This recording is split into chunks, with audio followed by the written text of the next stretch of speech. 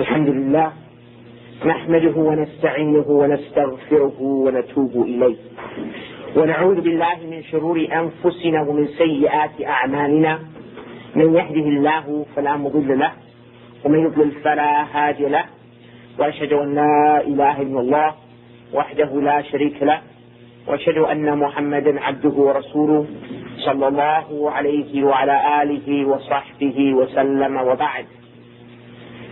It brings me great pleasure to be here at the University of South Bank in London and to address my brothers and sisters in Islam regarding this very important topic which is entitled Muslims and the Study of the Future. Some of the announcements have a different title, but the correct title is Muslims and the Study of the Future. This topic regarding the study of the future and the position of Muslims regarding this field of knowledge is quite important. It has its very important implications for all those who are concerned with the issue of da'wah to Allah, for all those who are concerned with the issue of the future of this Islamic ummah to which we ascribe ourselves to. And it is from Allah subhanahu wa ta'ala's qadr that I am speaking to an audience of young men and women who are educated, as it seems that the majority of you, if not all of you, are here students at this, maybe if not this educational facility, but others. And so therefore many of the concepts that I will be addressing, even though there has to be a brief discussion given the nature of the topic, will not be unfamiliar to you. However, though, the idea is to draw them all together. And the idea is to enlighten ourselves to this important topic, the study of the future. The first point I'd like to mention is that we cannot deny that the desire of all human beings to know what will happen in the future is something which is embedded in the nature of human beings.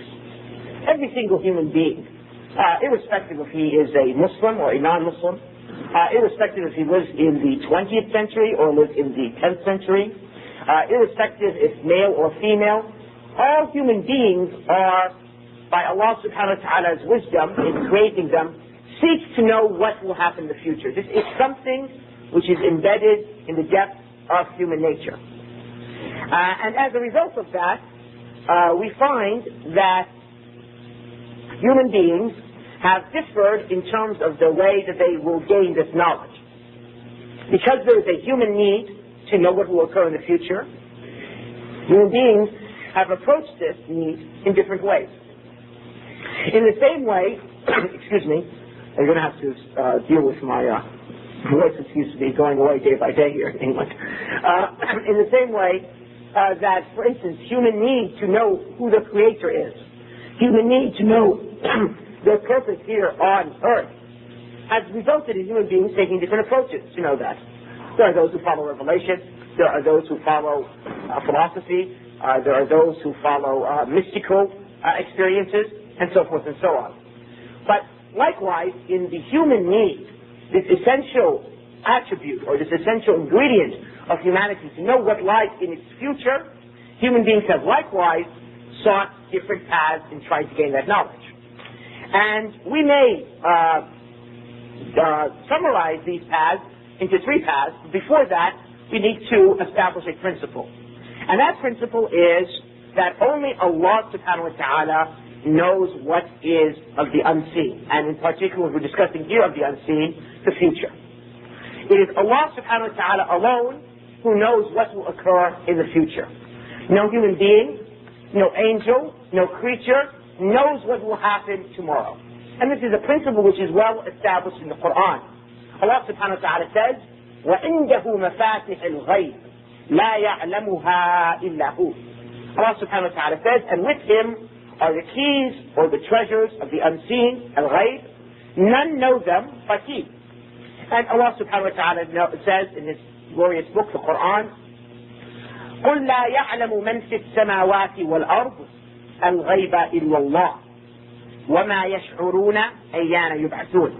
Allah subhanahu wa ta'ala says, say none knows the unseen in the heavens and the earth except Allah. and they do not realize or perceive or sense when they will be resurrected for judgment. And likewise, Allah subhanahu wa ta'ala has told us that the only creatures which know the unseen are the prophets, and they only know that because of revelation. As Allah subhanahu wa ta'ala has said in Surah Al-Jinn, عَالِمُ الْغَيْبِ فَلَا يُظْهِرُ عَلَى غَيْبِهِ أَحَدًا إِلَّا مَنْ ارْتَضَى مِنْ رَسُولٍ. Allah subhanahu wa ta'ala says, He is the one who knows the ghaib, the unseen, and He does not expose that to anyone except for that messenger who He has chosen. And for this reason we find that Aisha radiallahu anha, the Prophet's wife, has said, as mentioned in Sahih al-Bukhari, if anyone tells you that Muhammad sallallahu alayhi wa sallam has knowledge of the unseen, he is a liar. He is a liar. Meaning by this that the Prophet sallallahu alayhi wa sallam independently knows the unseen by his nature. She did not mean to deny that the Prophet sallallahu alayhi wa sallam informed us of matters of the unseen, but that is via the revelation. Okay. So now that we've agreed to this principle, and I would hope that this principle is accepted by all of us, that none knows the unseen but Allah, we will now come to the issue of how have human beings tried to study the future? What are the means that they have used in trying to address the future? And in general, we can say that in this matter, people have differed, and that, like as I said, they have differed concerning the need to know who their creator is, the need to know their purpose on earth. They have differed, and basically we have three types of means or three types of references human beings have used. One type of reference is we know by our religion to be falsehood. We know that it is in itself errant, and that it leads only to erroneous ideas. And that is what has been employed historically from ancient times till today, from what we might refer to as fortune-telling, from what we might refer to as sorcery, from what we might refer to as what's the English word for fortune-telling for sorcery?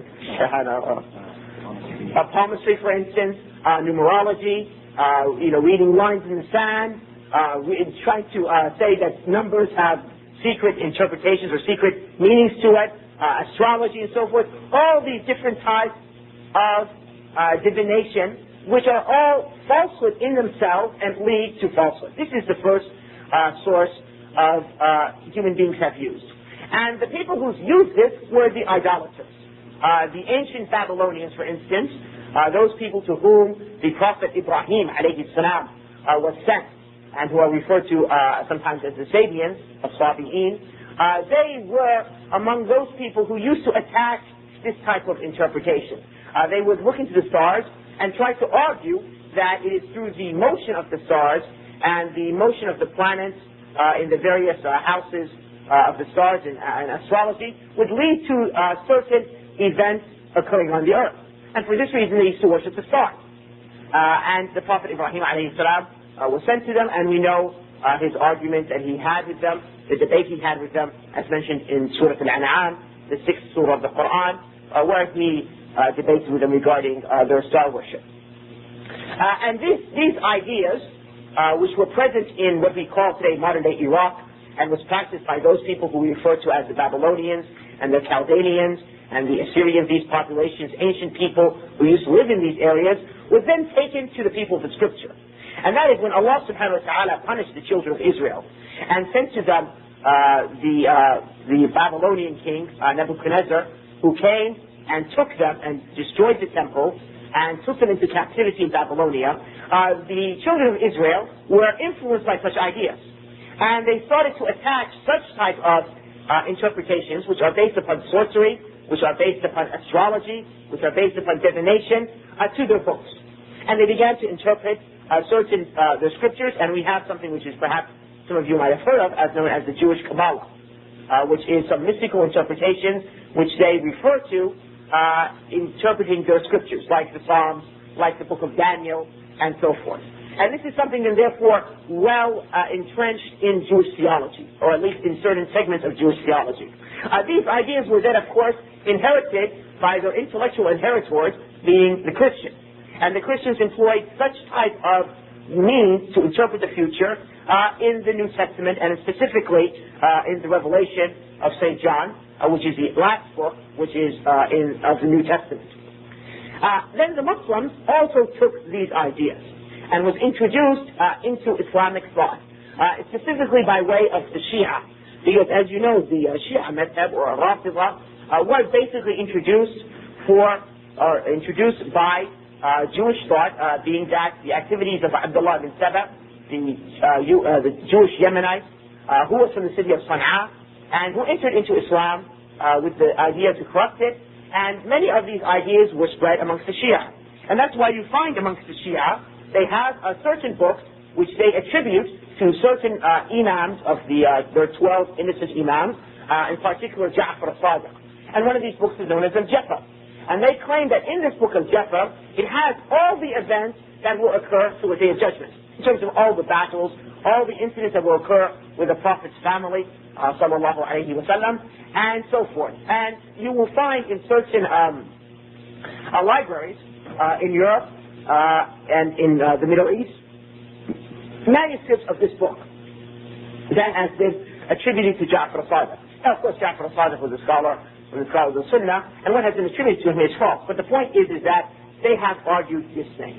Then going out of Shiism, of course, is a movement between referred to as Tasawwuf or Sufism, and they took also many of these ideas, which is rooted in the Jewish Christian tradition, which originally goes back to the pagan star worshipping tradition, which was in early Iraq. And that is that the Sufis also, in particular Ibn Arabi and others, have attempted to interpret the future regarding attributing, for instance, mystical interpretations to the letters of the Qur'an. You will find in some books of tafsir, like the Tafsir al-Tabari, you find quoting therein many statements concerning the interpretation of the first verse of Surah Al-Baqarah, Alif, Lam, Mim. What they say that these letters, three detached letters, Alif, Lam, Mim, represent numbers. And these numbers represent how long this ummah would be vibrant and how long this ummah would be leading the nations of the world. These ideas are all, of course, incorrect. And these ideas are not only present amongst the Sufis and the Shias in this ummah, but then spread to the general body of the ummah. Ibn Khaldun, in his history, Al-Muqaddimah, refers to how the kings and the rulers of his day in the Islamic world, each of them had astrologers, each of them had soothsayers who would interpret to them based upon whatever means they used to try to divine the future, when would their nation come to an end. Because you see, kings and rulers are very concerned as to how long their dynasty will last, how long they will stay in power, when will they collapse, when will a war occur, and so forth. So they used to use them. And likewise, it also spread to the general population.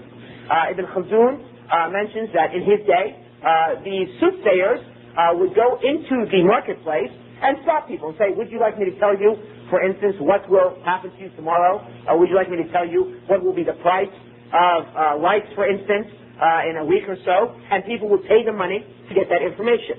And until today, you find throughout the Islamic world, indeed throughout the world as a whole, the majority of human beings rely on one way or the other upon soothsaying, fortune-telling, and other forms of divination in order to tell what the future is.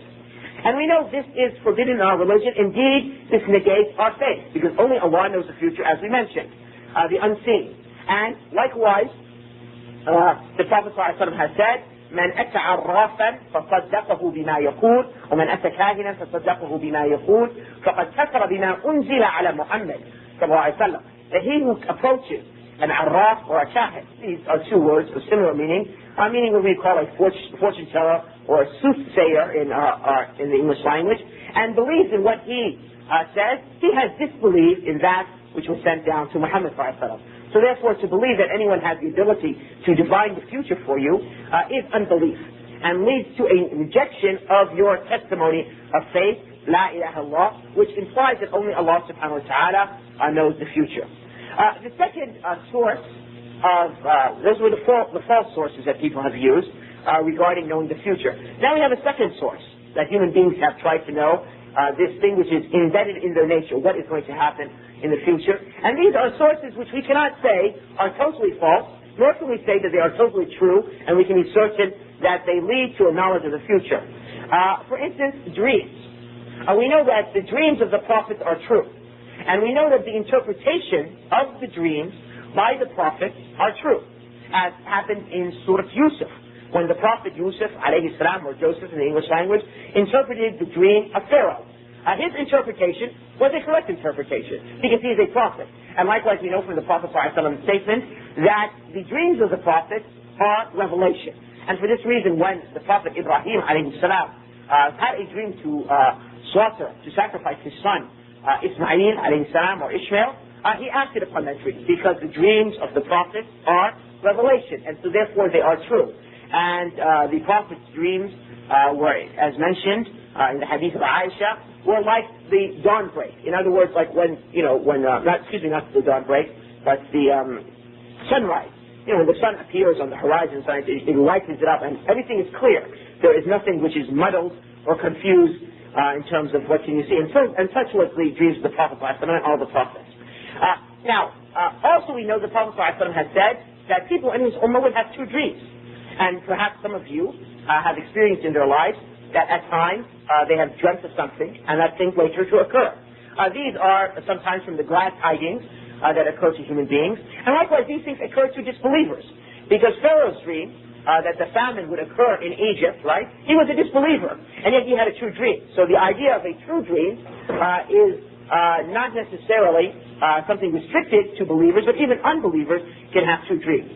However, though, a person does not know that that dream that he has is a true dream until it occurs. I mean, in other words, you dream something. You dream, for instance, that your friend will marry so-and-so. All right? You had a dream. 5 years later, your friend actually married so-and-so. You never knew that that dream was true until it occurred. So therefore, it is not something that you can base reality upon. And likewise, the interpretation of the dream, even though this is a science which is rooted in the Sunnah of the Prophet ﷺ, the interpretation of other than the Prophet is not 100% accurate.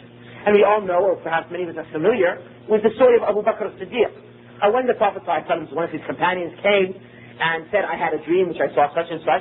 So Abu Bakr as-Siddiq said, let me interpret it in front of the Prophet ﷺ. The Prophet ﷺ said, after Abu Bakr interpreted the dream, that you were correct in some matters, and you were incorrect in some matters of the interpretation, and corrected that mistake.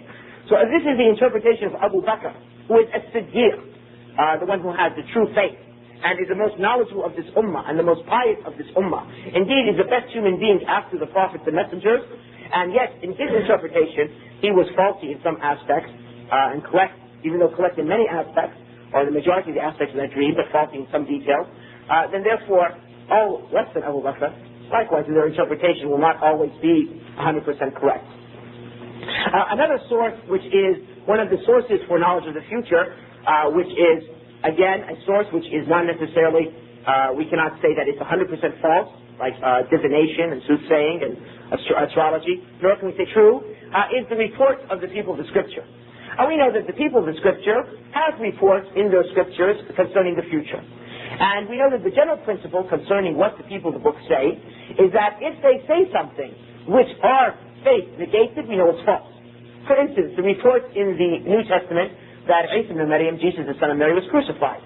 And we know from the Qur'an that Allah subhanahu wa ta'ala told us that Jesus was not crucified, but it was made to appear to them that this occurred, that they neither killed him nor crucified him, but it was made to appear to them that such thing occurred.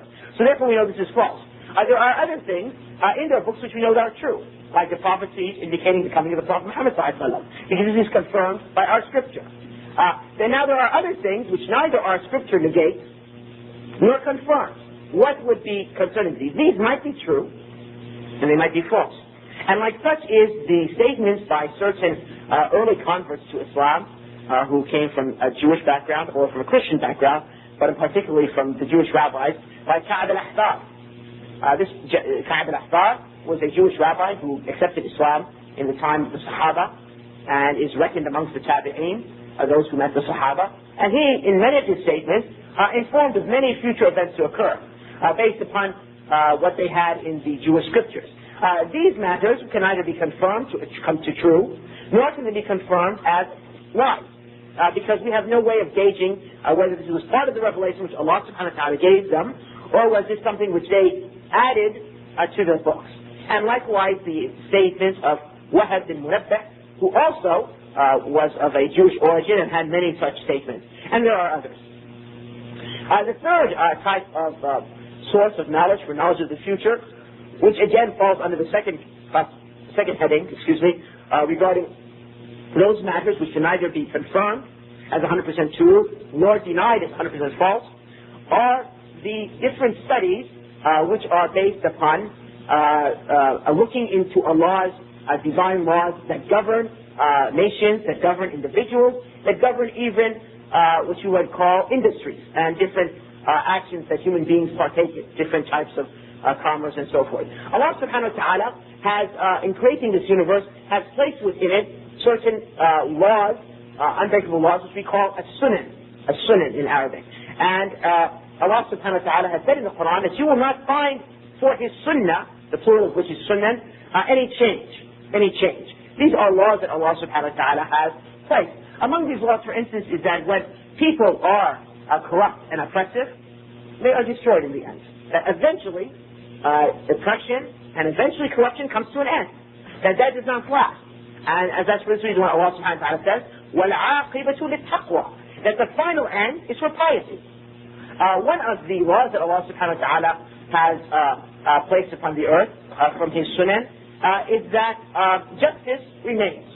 And for this reason, Ibn Taymiyyah said that a just nation, even if it's an unbelieving nation, will last. But an unjust nation, even if it's a believing nation, will come to an end. Because Allah subhanahu wa ta'ala created the heavens and the earth in justice. So these are different laws which Allah subhanahu wa ta'ala has mentioned. Some of these laws He has mentioned clearly, and there can be no difference of interpretation. While others are not necessarily that clear, but there are indications in the Qur'an and the Sunnah. And so therefore it's based upon human reasoning, human faculty, to look into these laws, whether found mentioned in the Book of Allah, or in the Sunnah of the Prophet ﷺ, or just known from just the knowing of history of man, like studying the history of man. We interpret that, therefore, okay, if these conditions exist, such and such will occur. And if these conditions exist, such and such will occur. Whether we've taken these from the revelation of Allah, or we've taken these from just looking into the universe and observing what occurs around human beings. Now this cannot be considered sorcery, nor be considered astrology, but rather it is a type of ijtihad, a type of knowledge. And like this is the book by Ibn Khaldun, his history, his Muqaddimah, wherein which Ibn Khaldun discusses why nations rise and fall. Why nations rise and fall. How come he got this? Well, he studied history. He studied all the Muslim dynasties from the time of the Umayyads until his day.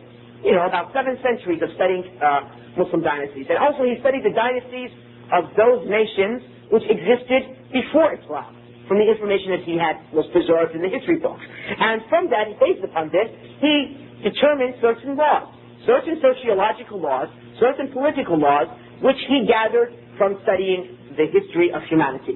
And this is something which is, you cannot say that everything which he determined is 100% true, and nor can you say that everything he said is 100% false. But rather, it's a matter of ijtihad. It depends on how strong the person who is interpreting, how strong of a student he is, how knowledgeable he is, how much wisdom and insight Allah gives him, and therefore, to the degree he will be correct or incorrect.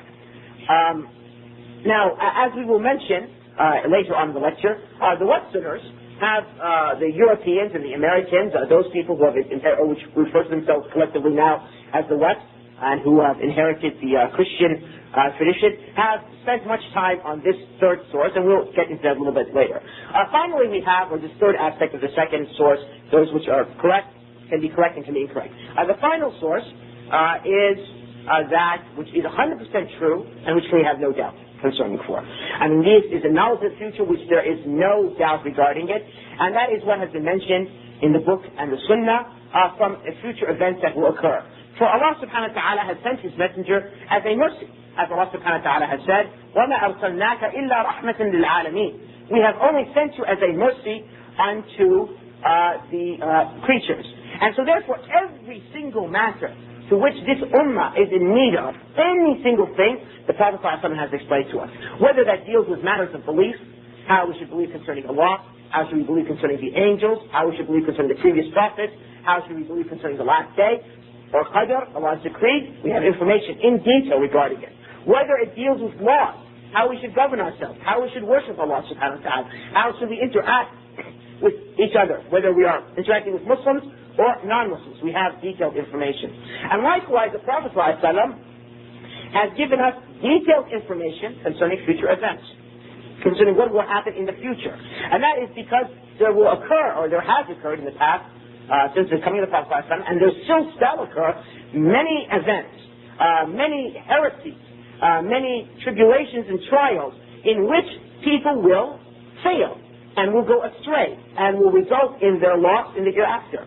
And so therefore the Prophet ﷺ has not left any of these matters except he has given us a detailed information indication from, among which is the appearance of a Dajjal, what we could call in English the Antichrist. The Prophet ﷺ told us where will he appear, and what route he will take, and who will be his followers, and what will be his acts that will make people believe that he is Allah, and also how people will react towards it, and his event, and where will he die, and who will kill him. All these detailed information. Why? Because as the Prophet ﷺ told us, the greatest fitna, the greatest tribulation from the creation of Adam to the Day of Judgment is the fitna of a Dajjal, the Antichrist. And that is why we are commanded in each prayer to seek refuge with Allah from this test. Likewise, the Khawarij. Extremists. Khawarij is a group of sects which are extremists, which regard Muslims to be unbelievers. The Prophet ﷺ informed us that extremism was the cause of the destruction of the people of the book before. And he told us that the coming of the Khawarij, he told us how they would appear, and where would they appear, and from which tribes would be their major followers, and which tribes would fight them amongst the Arabs. And he informed us that they would remain in this ummah, appearing at the beginning of each century, until the last of them appear with a Dajjal and will begin his rank. And they even told the Prophet ﷺ, even informed of the first group of Khawarij, that amongst the ranks would be so-and-so and so-and-so. And that is why when Ali ibn Abi Talib fought them, they slaughtered them in the battle, Ali ibn Abi Talib said, find me the one whose two arms, his arms look like small breasts of women. And they looked for him amongst the dead and they couldn't find him. They came to Ali ibn Talib and said, we did not find him. Ali ibn Talib said, I was not lied to, meaning by the Prophet ﷺ, and I did not lie. Go back and find him. And then they started to look again until they found him underneath some bodies. And they pulled him out. Because the Prophet ﷺ said that amongst the leaders of Khawarij would be this person, and gave this description. So Ali ibn Talib was certain that they would find him amongst them. And likewise, the Prophet ﷺ told us about the dissension in the ummah, and how this ummah would divide into various sects and groups in order to warn us to avoid such heresies, such astray beliefs, and to adhere and to stick to the sunnah. And the Prophet ﷺ went into great details. He told us about the Qadariyah, those who would deny Qadr. He told us about the appearance of the Rafidha, those who would have extremism concerning the Prophet's family, those who we call the Shia, and another word we use. He told us about the Khawarij. The Prophet ﷺ told us about these matters in general and in detail, in order so we may preserve ourselves from falling into these heresies, and we stick to his sunnah. Likewise, the Prophet ﷺ told this ummah of the battles. He told this ummah of which nations it would conquer. It even told this ummah of the battles that were to occur centuries and centuries in the future, that the Sahaba themselves would not partake in, like the final battle, which the Prophet ﷺ called al-Malhamat al-Kubra, the greatest battle, which would occur between the Muslims and the Christians just before the Day of Judgment. And the Prophet ﷺ told us how Constantinople would be conquered by a group of Muslims. And he also told us how Rome would be conquered by a group of Muslims, and how the battle would occur, and what the Muslims would do at the battle, and who would be there at the battle, which group of people, and so forth. All these detailed information, for what reason? So that we may know that these people, that the Christian people, the West, is our enemies until the Day of Judgment. That this animosity will remain from his day till the Day of Judgment, and that it will never come to an end until Isa ibn Maryam comes down. And an example, let's see, where are we now? For this reason, we find that the Prophet ﷺ, as reported in Bukhari and Muslim and the Muslim of Imam Ahmed, told us that this ummah, he one time prayed a prayer before Dhuhr, like an early morning prayer, and he stood on his minbar and he gave a khutbah.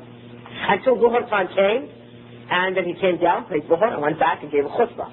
Until Asr time came, and he went down from his minbar and gave a khutbah, and went and prayed, and then went back until the setting of the sun.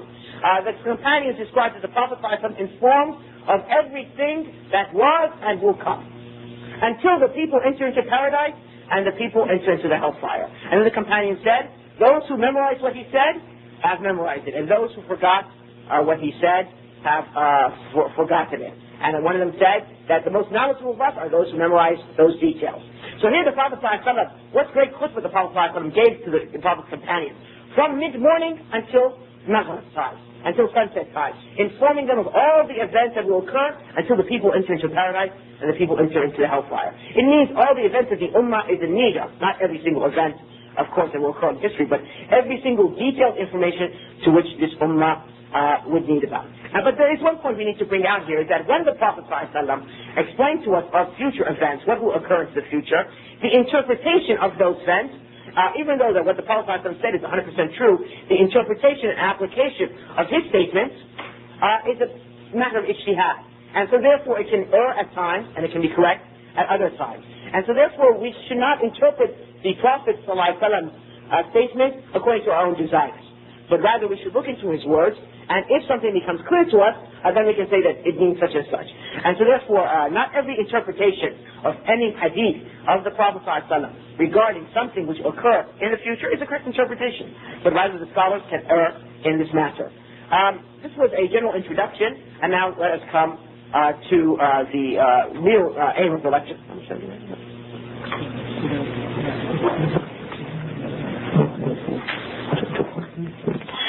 So therefore, let's come now to the actual heart of the lecture, and that is we want to now compare how the West, since we are now in Western education institutions, and in front of me are collegiate students, men and women, how does the West study the future? I mean, right now, how do Western societies look into the future? How do they study the future? And let's then compare it with how the Islamic world studies the future and draw some lessons from that.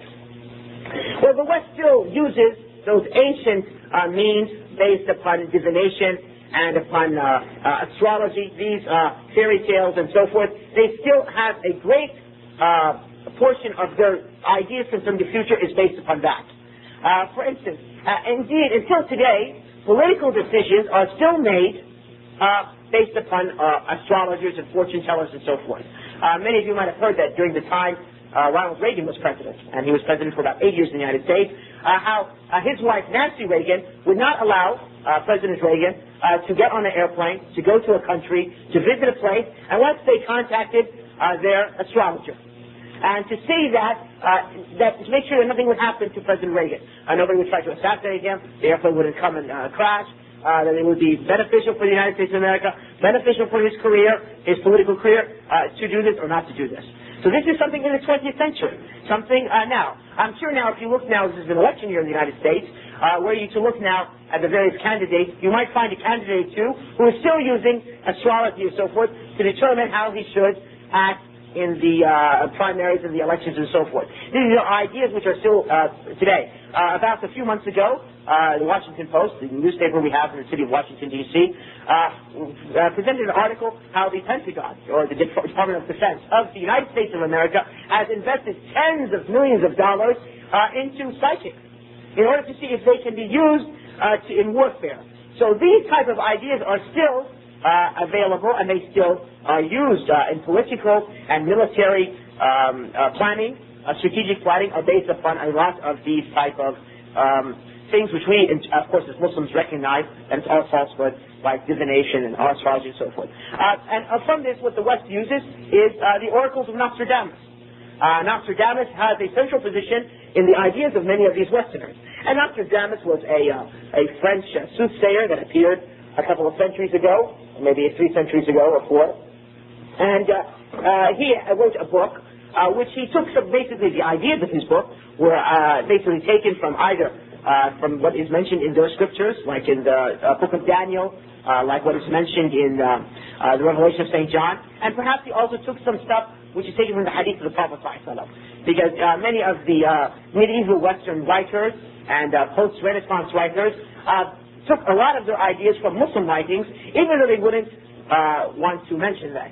For instance, Dante's Divine Comedy, even though he attacked the Prophet ﷺ in there, and describes that the Prophet ﷺ is in the hellfire and so forth. He stole most of these ideas from a book which was popular in the Middle Ages, the Muslims called Kitab al-Mi'raj, the book of the Prophet ﷺ's ascension to heaven, which is a fabricated book attributed to Ibn Abbas. But he did wholesale plagiarism from this book, which was prevalent especially among Sufi circles in Spain and so forth, and made its way into Central Europe and into Italy.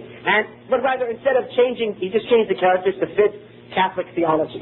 And I will have a discussion concerning Dante and why he said this about the Prophet Muhammad ﷺ on my lecture on Thursday regarding Western perceptions on Islam. The point is that Nostradamus still has an effect.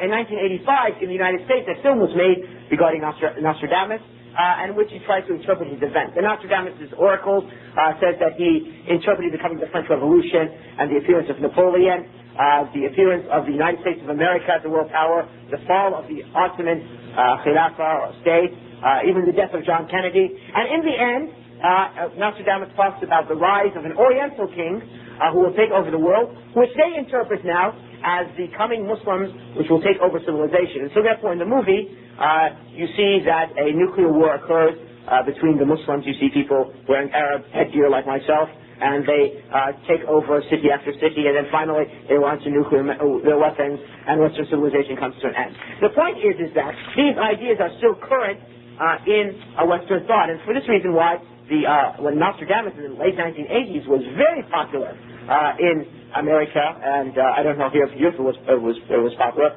but they based it upon. Also, they based it upon their scriptures in their knowledge of the future, especially for the Christians and the Christian fundamentalists in the United States. Based a lot of that upon the revelation of St. John, which is the last book, as I mentioned, of the New Testament, and they interpret all their ideas, basically, their theology, on that book and other books in the Bible. And for instance, they believe that prior to the return of Jesus, the Son of Mary, there will be a battle between the Muslims and the Christians, which they call Armageddon, and that they will launch nuclear weapons upon the Muslims and destroy them, and the Christians will be raised above the clouds and will, in what they call the rapture, and the people on the earth, the Muslims, who they call the idolaters or the Canaanites, will all come to death. And they say that the lake of fire burning with brimstone mentioned by Saint in the Revelation of John is the nuclear weapons which they will toss upon the Muslims, launch upon the Muslims. And so therefore in the last Gulf War, the Gulf War that occurred in 1990-1991 between the Americans and the West against Iraq, they thought this was the beginning, many thought in the West that this was the beginning of the Battle of Armageddon. Because in the New Testament, in the Old Testament, there's many references to the whore of Babylon. So he said, oh, you see, this is Iraq, which is inheritor of Babylon. This is the whore of Babylon, so therefore here it's going to come, and so forth. Judgment Day, Jesus is going to come any moment now, and so forth. So these are some of their ideas. And likewise, they'll interpret the beast mentioned in John's Revelation of John, and likewise the false prophet, to represent certain Muslim leaders. If there's a political difference with Khomeini or Gaddafi or Saddam Hussein or whoever, they'll say, you see, this refers to this, and you see in their books. And even though none of these interpretations have proven true over the last 20 years or so, because the Christians are, as Allah subhanahu wa ta'ala described them in the Qur'an, like cattle, or more astray, it makes no difference, you know. They say to them that Judgment Day will happen in 1986, and then 1986 comes, nothing happens, they'll believe something else. And so therefore, it's very easy for them to pass upon them these ideas. So this is the second source, therefore, of studies of the future in the West. The old source we mentioned, of using of soothsaying and fortune-telling, the use of the scriptures. The third source, of course, is what is known as the philosophy of history, okay? And the philosophy of history was taken by and large from the writings of Ibn Khaldun. Ibn Khaldun is considered the first historical philosopher, the first one to try to put some certain laws or studies as to how nations rise and fall. And Europeans thereafter took that.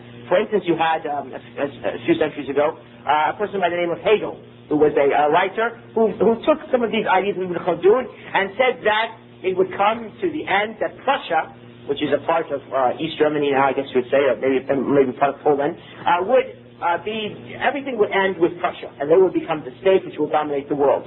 Karl Marx took these ideas of Hegel and said, no, that the communist state would result in the end of the world, and that will be the final state to which all humanity will live in. And Allah subhanahu wa ta'ala has proven them both liars, in the sense that Prussia no longer exists even as a political entity, and we know that communism has fallen as a state in Russia. In our own time, we've all witnessed the events, I'm sure, that occurred a few years ago. And recently, after the fall of communism, you find a person in the United States, a person of Japanese origin, an American writer by the name of Francis Fukuyama, who wrote a book called The End of History, or The Last Man, or something like that. I did forget the title now. In where he said that the final development of human society will end with the Western liberal state, which is now seen in the United States of America and Western Europe to some degree. Also from this, you find, similar to this, they're not historical philosophers, but they are researchers who try to study history and so forth, like an Englishman by the name of Arnold Toynbee. Arnold Toynbee is a very well-known historian. Perhaps some of you might have read some of his writings in your classes. He studied the rise and fall of the Roman Empire. And based upon this, he tried to understand why nations rise and fall. Again, of course, he was influenced by many of Ibn Khaldun's ideas, even though they tried to hide that. And he also interpreted that the West would eventually collapse, like the Roman Empire collapsed in his history. Why? Because he said that the same causes for the collapse of the Roman Empire, in terms of the decay of morality, the decay of the society's basic components like the families and so forth, led to the decay of the Roman Empire and will lead to the decay of the West. And he also felt that the Muslims were going to be the power of the future because of the Muslims still being away from weakness in morality and still having strict moral standards. What is interesting, though, and this is something to understand, is that he was not just a researcher, he was not just a historian. I mean, most of us know that Arnold Toynbee was a historian. But more importantly, he was also the advisor for what was at that time the Ministry of the colonies, of British colonies. In the earlier part of the century, the United Kingdom, or Great Britain, had a lot of colonies around the world. And so therefore they used him as an advisor to use his knowledge in order for them to base their political decisions in the Islamic world. And when England lost its preeminence in the world, and this went to the United States, all these files were then transferred to the United States after World War II, as has been mentioned by Copeland in his book, The Game of the Nations. The point is that this third source is based upon study, whether it's a philosophical study of history or based upon research, and they make political and economic decisions based upon that. The fourth source used in the West for studying Muslims and studying the world in general is what we would refer to as, sometimes can be referred to as science fiction, or some sort of interpretation of that. A good example is George Orwell, who was referred to by many writers in the 20th century as the prophet of the 20th century.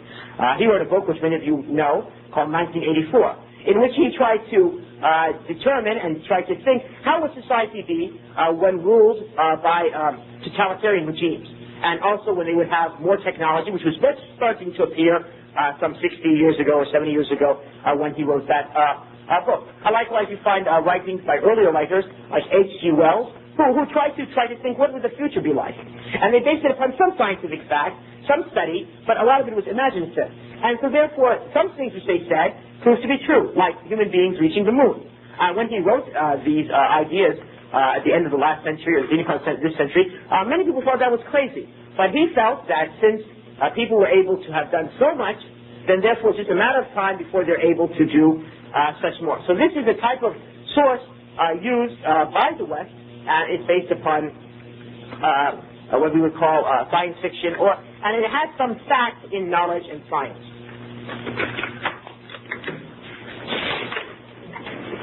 Okay, the final source, the fifth source, which is used by the West in studying the Islamic world and studying the Muslims and the world in general, is what we call strategic planning studies. Specific strategic planning studies where they get together, they bring all the knowledgeable people about a subject and try to study a certain situation. What will happen? I remember a couple of years ago, I was at the company I was working for sent me on a training session, to learn some sort of new software. And there were some other people there. We lived in Washington, D.C.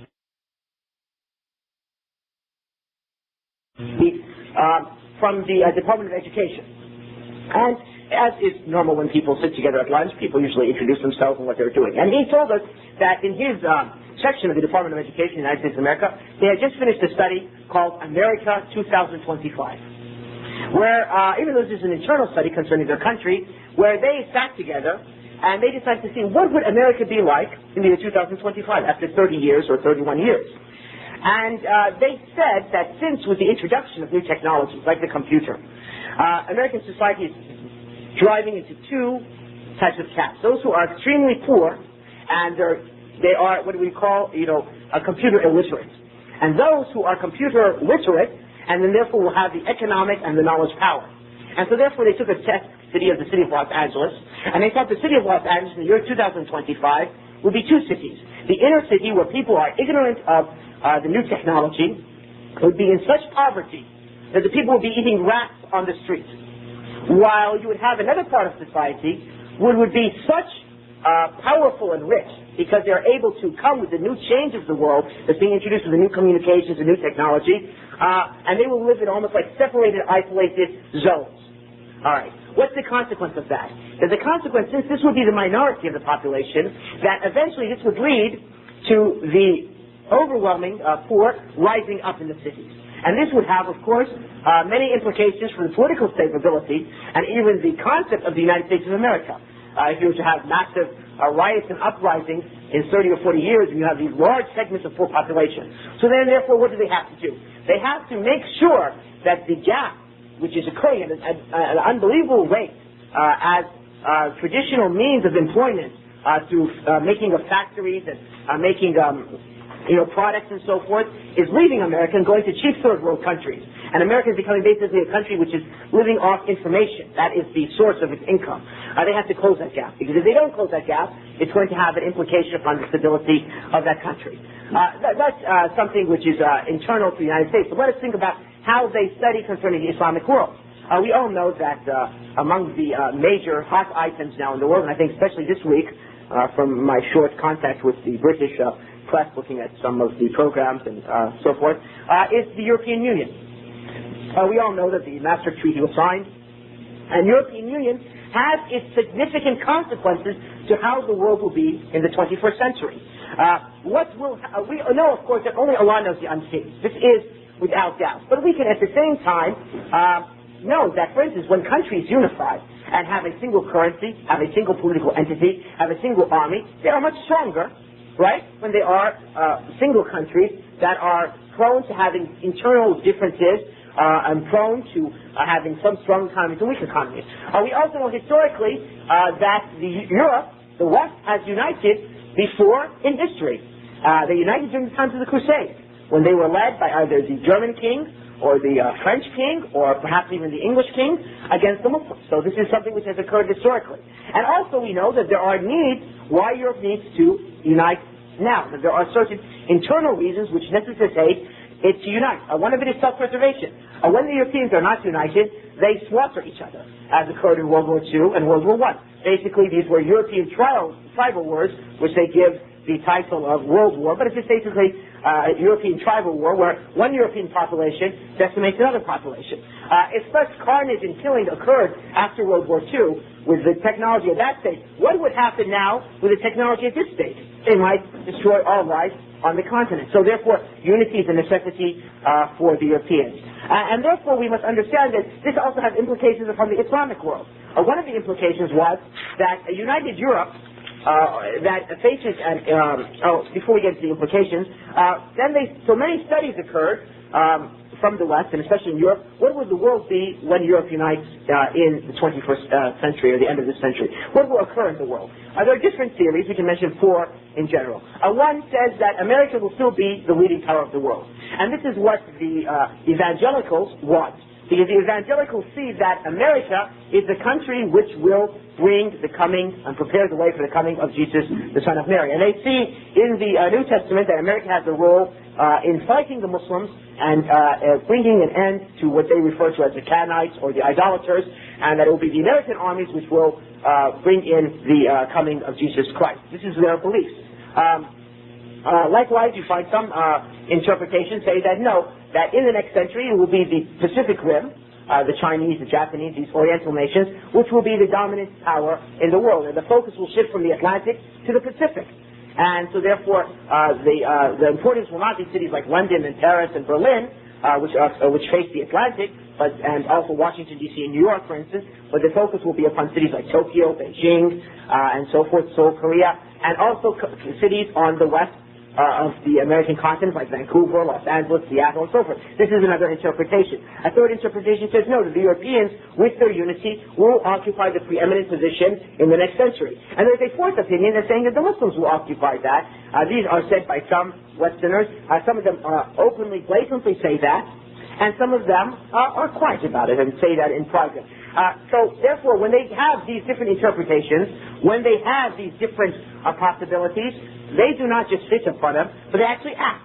And so therefore they take measures, political, economic, social measures, to ensure that their interests will be preserved in any contingency. So with the contingency of maybe the Muslims being a powerful thing, they took certain measures. Among these measures was the Europeans made certain that there would be no Muslim country existing on the European continent.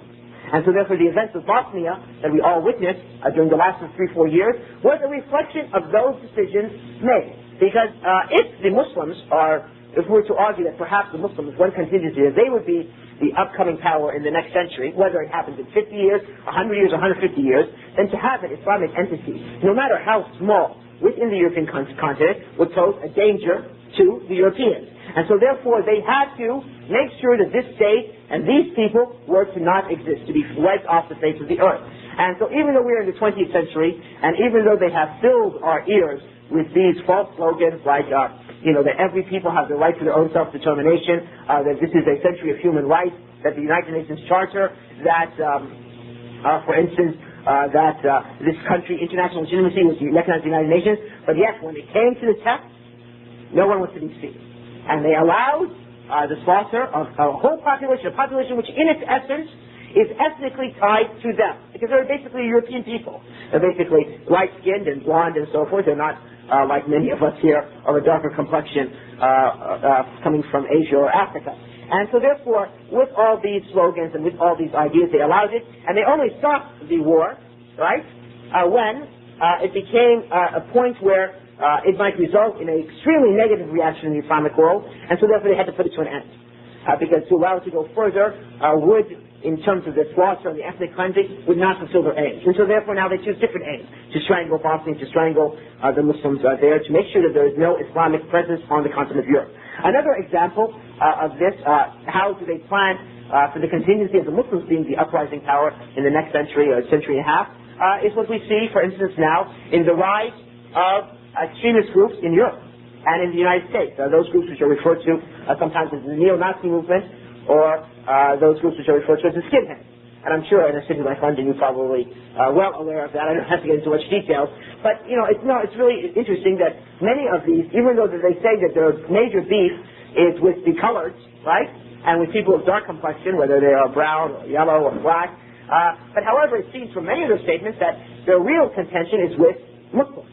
And that's why they say they do not want to see any people wearing Islamic garbs in their cities, or they don't want to see any mosques and so forth. And based upon these ideas is the impetus for most of their arguments.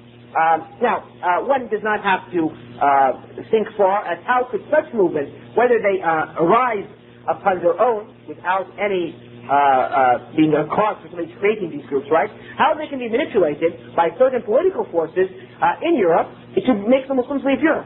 In the sense that, for instance, if Muslims are fearful that they are attacked, that they are to be killed, that their messages will be burned, then what will be the natural reaction of the Muslims? The Muslims will go underground. They will try not to appear Islamic. Women will start taking off their hijab. Men will start to stop wearing Islamic garb. Mosques might not be prominent. It might be in just houses and so forth. And even many Muslims will not even think of coming. So therefore, they've achieved their aims in terms of lessening the growth of Islam on their continent. Another example, for instance, besides the European unity, which we can discuss, is the issue of the population, the demographic changes. Many of us have heard the issue of the population conference that occurred in Cairo some 2 years ago, where the major thrust was to stop the growth of Islamic populations. We all know that in the beginning of the century, European populations were the majority population. Countries like Great Britain had greater populations than Egypt. However, we know that now that the Islamic world, over 60% of the Islamic world, or 65%, the numbers escape me now, are less than the age of 15. When 65% or 60% or even 50% of your population is less than 15 years old, and you are now 1 billion people, what does that mean within a generation or two? The growth is astronomical. It doesn't take much for us to figure out how much that's going to occur. And likewise with them, Europeans basically, most of them, their population is very old. I mean, in America now we have one of the big problems with Social Security. So they say that Social Security will go bust in the year 2007. Why? Because the amount of money is there, and the amount of money, seeding money is there, is not enough for the age of those people, the baby boomers people who are born in the 50s and the early 60s, who will be entering the age of retirement. Because when the population is generally old, so therefore they're not entering into Social Security. Social Security is what we have, you pay from your check every week for your retirement, so you'll have some small portion. So if most of the population is taking from that, and there are not enough people to put into that, then that means the thing will collapse. And that's why they say that in the year 2007 it will go broke. This has its implications. So therefore they realize that after a generation or two, they will be such a minority, and the people of the Islamic will be such a majority that it won't even necessitate any warfare to occur. Just by sheer numbers, they will no longer have a preeminent position in the world. And so therefore they have to make sure that the Islamic world, this generation which we now witness, those people who are 15 and under, do not reach maturity. Whether through war, whether through environmental poisoning, whatever it means, they must make sure, or civil strife, whatever in their countries, that they do not reach the age of adulthood. And if they reach the age of adulthood, a person who has been engaged in civil war since the age of 8, you can't expect him to be a productive individual for society. One cannot imagine that the youth of Somalia who have engaged in the civil war now will be a productive society. I mean, you're going to have to wait for this generation to pass and to raise a new generation in order for you to have productive. The generation of Iraq, the young of Iraq who are dying now of starvation and also from the effects of the radiation, depletion weapons and all the chemical environment after the Gulf War. What can I expect that this generation now is going to be able to stand and do anything? Maybe the generation after that, or maybe the generation after that. And the same thing in Lebanon and so forth. So therefore, one of their aims is to make sure that the Muslim population is strangled, cut off the youth. The youth do not exist in the next generation. Likewise, part of that is an encourage Muslim countries to have children. In Egypt, they passed out condoms by themselves, the United States government, in order to control birth control, in order to encourage birth control. And for this reason, the last 10 or 15 years, the average is found when you have 6 or 7 children has dropped in the 10 or 15 year period to 2.4. The same thing is trying to do in Pakistan or in Pakistan or in Bangladesh and other areas of heavy Muslim population, Indonesia and so forth. The reasons why I don't think escape you. And likewise, from the studies that the Europeans do regarding this, is concerning environmental pollution. All right, environmental pollution. We know that before the Cairo conference on population development, there was the conference on the environment, which was held in Brazil. All right, in that they discussed they studied how to preserve their environment, because now it's realized that with the spread of technology, with the spread of industry, the environment is being poisoned. And when the environment is poisoned, human beings cannot live. And if human beings cannot live, then therefore it is essential that your environment is preserved, and the environment of your enemy is destroyed and depleted. And so that's why you find now they have shown where certain Western countries will take their nuclear waste and have been dumping it off the coast of certain West African countries. And all of a sudden now you find these West African Muslim countries, the fishermen find all the fish dead in the sea. And they don't know why. The reason why is because nuclear waste has been dumped on the coast of the Islamic world. Likewise, we find certain companies going to certain Muslim countries and saying we would like to rent your desert for 20 or 30 years. People say, okay, that's very good. Take the desert. What are we going to do with a bunch of land, desert land? And what they do is they bury in there nuclear waste, chemical waste, and so forth. Yeah, you don't feel the effects now, but within one generation or half generation, when those types of nuclear waste seep into the underground water table, then therefore the population is affected. And so therefore environmental warfare and at the same time cleaning their environment, probably Muslim cities are the most filthy cities in the world. Because Muslims have no idea about the environment, have no idea about hygiene. And this is something which is, you can see. I mean, even in cities where there is a Muslim minority, like when I was in Beijing this summer, the Muslim streets of the Muslim quarter was the most filthiest quarter of all of Beijing. Beijing was a filthy city. It's a backward city, you know what I'm saying? But at the same time, the Muslim quarter was, unbearable. Because the Muslims are the most ignorant people of this. Even though it's part of our religion, the Prophet ﷺ said, be not like the Jews, for the Jews do not clean off their doorsteps. This is something from the Prophet ﷺ Sunnah. But yet, this is something which is lost to the Muslims, and that's why we find Muslim cities like Cairo, major Muslim metropolises like Cairo, what else? Lahore, Karachi, Dhaka are probably the most, dirtiest cities in the world, as opposed to European American cities, which they are always trying to keep them clean and environmentally safe. Okay, where are we now? For instance, we also have among the matters which they study is the issue of transmission of television and through the internet and through radio and so forth. How this will affect. Before Europe opened itself up for satellite broadcast, they studied for a number of years what would be the effect of the spread of American culture upon the Europeans. Even though the Europeans and the Americans share the same heritage of being the West, the same heritage of pagan Rome and Greece, and the same heritage of the corrupt religions of Christianity and Judaism, yes, there are differences, and each side of the Atlantic has its own self-pride. And Europeans studied what is the effect of the spread of American television, American satellite broadcasting, direct broadcasting into Europe. And even recently, I remember last summer, maybe the summer before that, I read about a conference that was held in Europe concerning about the Internet. How will the Internet affect Europe? Because if America has more computers in the world than anybody else, would this result in American culture overtaking European culture? And what effects would this have for the Europeans? And yet in the Islamic world, there is no concern for this whatsoever. Muslims are unaware of what are the effects of this, and that is why you find that in the Islamic world, you find this what is known as, or what some writers have called, the hideous schizophrenia, where you find people who call themselves Muslims, but yet inwardly are Westernized. And you look in the Islamic world, it's just a panorama of contradictions.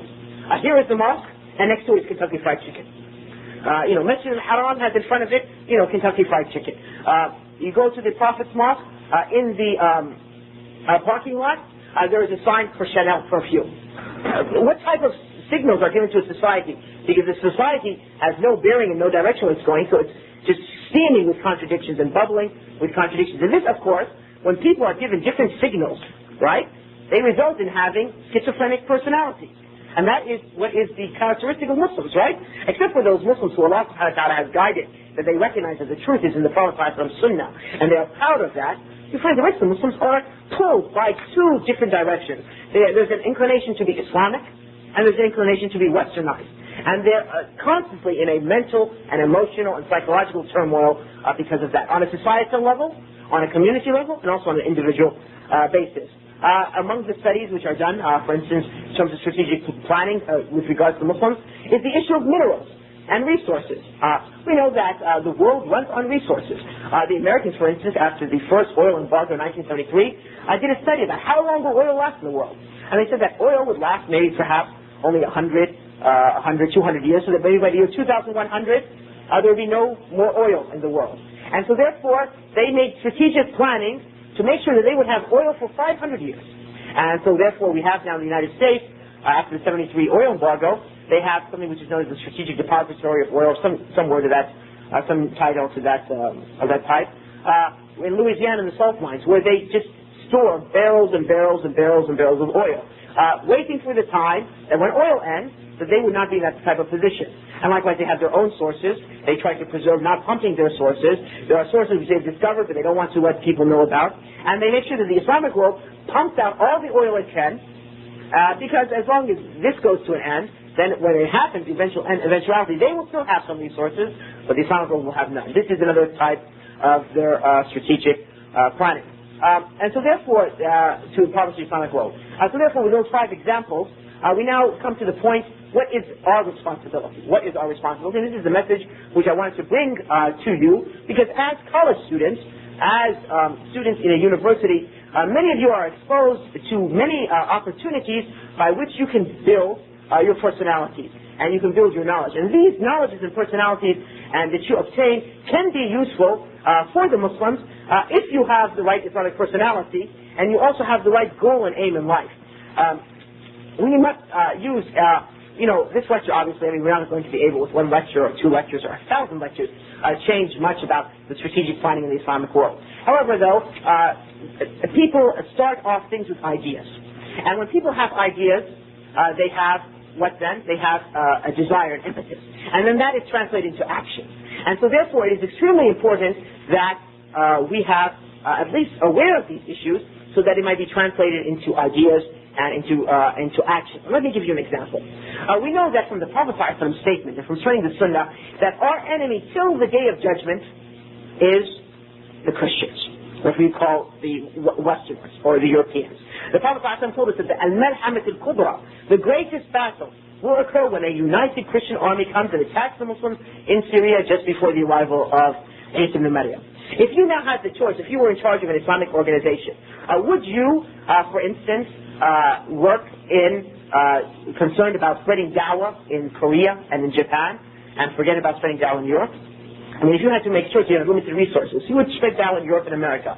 Because the way of the Muslim, and this is the first point we want to learn, is that we fight qadr, Allah's qadr, with Allah's decree. We move one decree with another Allah's decree. Allah subhanahu wa ta'ala decrees for you illness. This is a decree for Allah subhanahu wa ta'ala. What do? You take medicine which Allah has decreed in that medicine to cure you. So you face one decree with another decree. As Umar said, we flee from one of Allah's decrees to another decree. So when Allah subhanahu wa ta'ala tells us that it is the West which will be the power and will be our enemy till the day of judgment, do we just say, okay, that's a fact, then let us just sit and wait for the battle to come?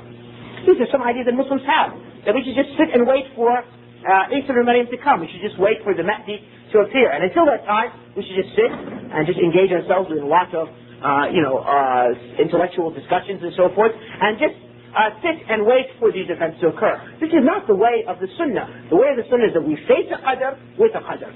So therefore, when it comes to the issue of the West and so forth, we know that, for instance, that Constantinople will be taken over by the Christians again, because the Prophet ﷺ said that the Constantinople, when it's going to be taken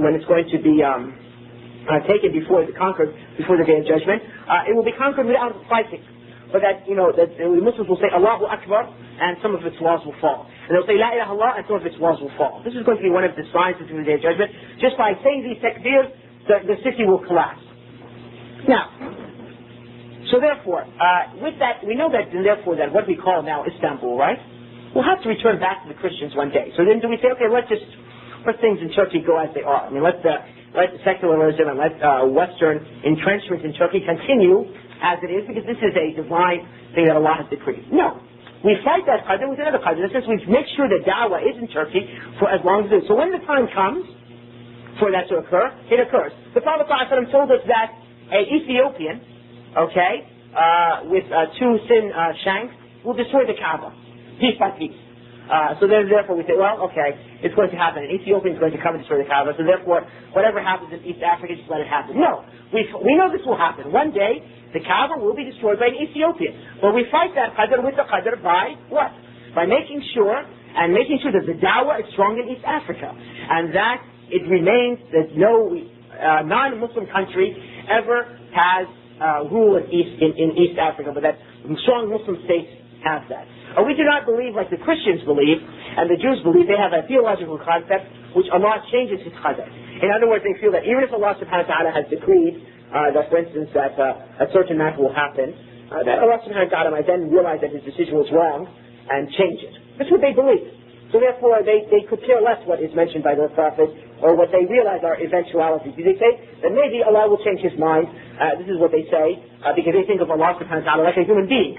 But we know that Allah subhanahu wa ta'ala qadr, what he has decreed in his decrees before he created the heavens and the earth, will come to pass. Yes, we do not submit to these decrees like this, but we, with another decree of Allah subhanahu wa ta'ala, face those decrees. And this is a principle which is known by the Muslims.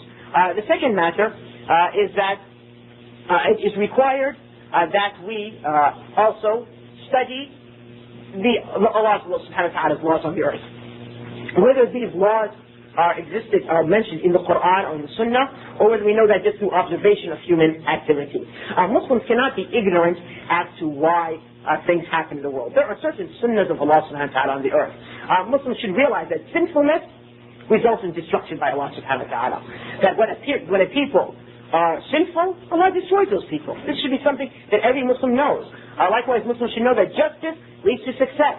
That when people are unjust, even if they are Muslims, Allah subhanahu wa ta'ala destroys them. And so forth and so on. Muslims must be able to recognize these regulations and so forth. And so therefore, based upon our great resource, we have something which the West does not have. We have the true source of knowledge, the Qur'an and the Sunnah, something which is inerrant. And therefore, because of that true source of knowledge, our ability to think and our ability to interpret is more correct than them. I mean, when they try to interpret, when they do their strategic studies and planning, right, they're bound to make mistakes because they base it upon an aqidah of shirk, an aqidah which is based upon, superstition and based upon make-believe. People who believe that the Lord of the world was tacked on a cross, and the Jews came and slapped him on the face and spit on him, and yet he was the Lord who created the heavens and the earth. How can such people come to reasonable decisions?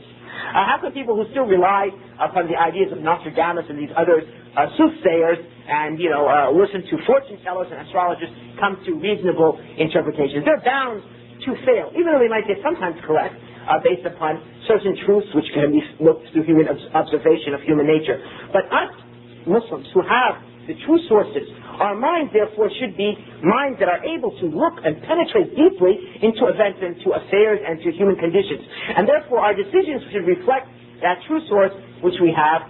And as a result, it is extremely important that for us as Muslims, especially for the young Muslims that I have before me, those Muslims who are in the collegiate age and so forth, that you do not allow your studies here to go to waste. That you build your personalities Islamically, and you also gain the most you can from this education that you get. And through the combination of the two, you find your role for your ummah. You find the role that you have for your ummah. Do not allow Western education just to make you a consumer. That you study in order to get just eat and drink and sleep better than the rest. Okay? That is a life which leads to sorrow in this world and destruction in the hereafter.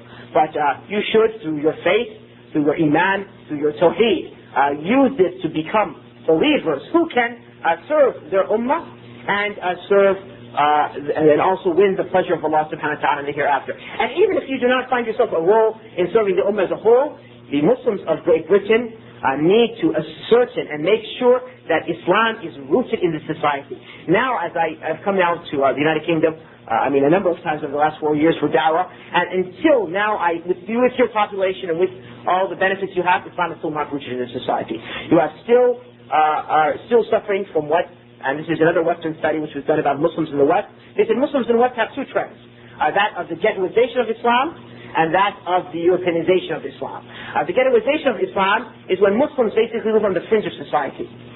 In small ghettos. This is prevalent, of course, in Europe, where you have a lot of ethnic concentrations and so forth. And so therefore, they have no effect on the society around them. And they live some sort of folk Islam, cultural Islam. It's not a true Islam. And so therefore, maybe they have the smells and the sights of Muslims, but it's not a true Islam. It's not a true Islam. And at the same time, it has no effect on the society as a whole. The second type of Islam, they said, which is prevalent in the West, is the Europeanization of Islam. This is what occurs in America, where Muslims become Westernized. And so therefore they try to change the religion and reinterpret their religious teachings in order to become more like Western ideas. And so therefore these people eventually become part and parcel of the West. And the West can use them therefore. The West doesn't care, for instance, that your father or your mother wears traditional Pakistani clothes and eats curry, as long as they know from Somalia or from Arabia, as long as they are certain that you, will eventually lose your identity. And it's not you who lose your identity 100%, and let's say you lose 80% of your identity, your children lose the remaining 20%, or their children. And so therefore you become then a soldier among their ranks. And at the same time they benefit from your connections over there to influence ideas and there. And so therefore that study which studied the Muslims of the West, they say we have no fear for Muslims coming to the West, because what's happening is, and the Muslims coming to the West are taking ideas of our ideas and implanting it back in their countries. So it's a good type of means of propagation of our ideas and our culture in the Islamic world. The point I'm trying to bring is that each of us have a role to play, and we must proceed from our strong faith, our correct understanding of Islam, and also that we live in the time that we are in. And I hope that this lecture at least opened our minds to what aspect of that, which is the study of the future, and provided some ideas of how we might take a role for our ummah. أقول قولي هذا واستغفر الله لي ولكم سبحانك اللهم وبحمدك أشهد أن لا إله إلا أنت أستغفرك وأتوب إليك. And I guess we have a half an hour or so to answer questions if there are any, or listen to your comments if you have any comments. To take both written and spoken questions, we have a couple here that are written, so I may give preference to this just to start off.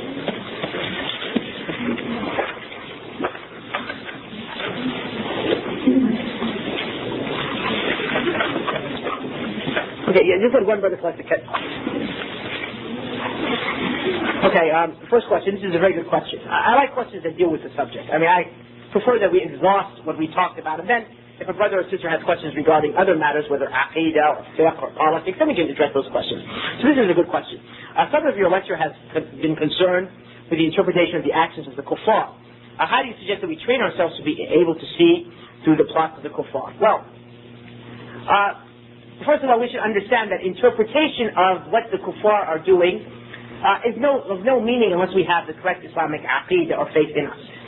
Because this aqidah, this faith, is the starting point for us to look at the world around us. When a Muslim, for instance, believes that, well, the best way for humanity to live is that all human beings should forget their religious differences, and we should all work together to make a better humanity, and one world government under the United Nations is the way to go, then obviously his interpretation of what occurs in the Islamic world is going to be false. I mean, he'll see that, for instance, what the Europeans have done, he'll clap for them. He'll say, MashaAllah, subhanAllah. He'll probably clap because he's westernized, and he'll say that for instance, they've done a good job. That what they did when they went to Somalia was good. What they did when they went to the Gulf was good. What they did when they went to Bosnia is good, because he does not have those bases. But when a person has the correct understanding of aqidah, and particularly the aqidah al-wala' wal-bara', to whom our allegiance is to be shown, and to whom our hatred and enmity is to be shown, and how we must govern ourselves in our actions with dealing with believers, and how we should govern ourselves in dealing with the disbelievers, then when he comes across these events, and he has knowledge of them, he is able to interpret them correctly. So therefore one needs the aqidah, the firm aqidah of tawheed and shirk, wala and bara, kufr and iman, must be rooted in his heart, as his name is rooted in his mind. Just like you have no doubt that your name, like my name is Ali, and Idris has no doubt that his name is Idris, and every brother here has no doubt regarding his name, and as such, the aqidah of tawheed must be rooted in us. Only when you have that, and then of course the second issue is study. I mean, for instance, if you want to now study any subject, let's say you want to study the spread of diseases in a population, okay? This requires a knowledge of microbiology, it requires a knowledge of also human inhabitation, a knowledge of how diseases are spread, a knowledge of different types of way of fighting diseases. So then you can make a study, and you can say that given the living conditions of the Muslims in a certain sector of Britain, this is why we find these diseases prevalent amongst themselves. So you need the knowledge, and you also need the aqidah, and for dealing with the kuffar, same thing, political studies, economic studies, environmental studies, it's study. And so therefore, readings, taking courses and so forth, you then develop knowledge of the ideas that these people have, whether regards to Muslims or not. Another point I want to mention is that, look, not every single person in the ummah must be knowledgeable of all these affairs, right? But every single one of us must have a role in this ummah. So there will be those of us who will be doctors. There will be those of us who will be scientists. There will be those of us who will be political leaders. There will be those of us who will be scholars. The ummah needs all these type of men and women, and not just only one type. It says, if we make dua and strive, it is likely that the degree of fighting and Muslims losing and being humiliated will be lessened, softened. Yes. Obviously that one of the means of dua, one of the means of qadr is dua. And so therefore when we make dua and we are true Muslims, the loss is less.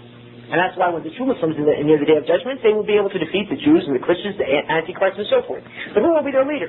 Their leader will be the Mahdi. Their leader will be Isa ibn Maryam, the Prophet of Allah. And so therefore Muslims now, who neither know how to make dua, do not even know who they're supposed to make dua to. The majority of the Muslims, or large segments of them, do not know that only dua is to be for Allah. And think that if they pray to a saint, this will be the way to get success in this world and win paradise in the hereafter. So obviously these type of Muslims will have no success in this world or in the hereafter.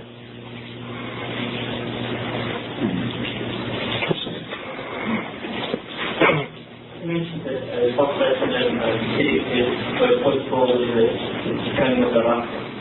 what is that?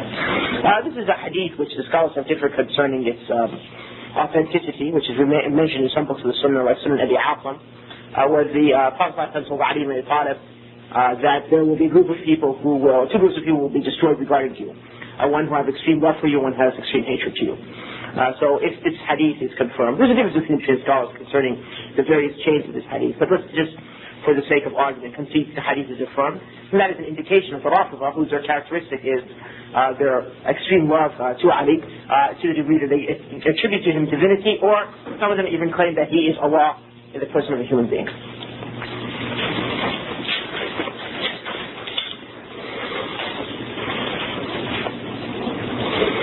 Okay, you say that it is a good idea for us to use our secular education in order to benefit the Ummah, and I agree with you, but what is the ruling of the scholars about sisters going to these kuffar institutions? Anyway, this is an issue which in the past has brought me much grief for answering it, and so therefore, in order to avoid such commotion as will occur from my answer, since we're discussing the particular situation here in the United Kingdom, I refer you to your scholars here in the United Kingdom, like Sheikh Suhaib and others, to give you a fatwa regarding that.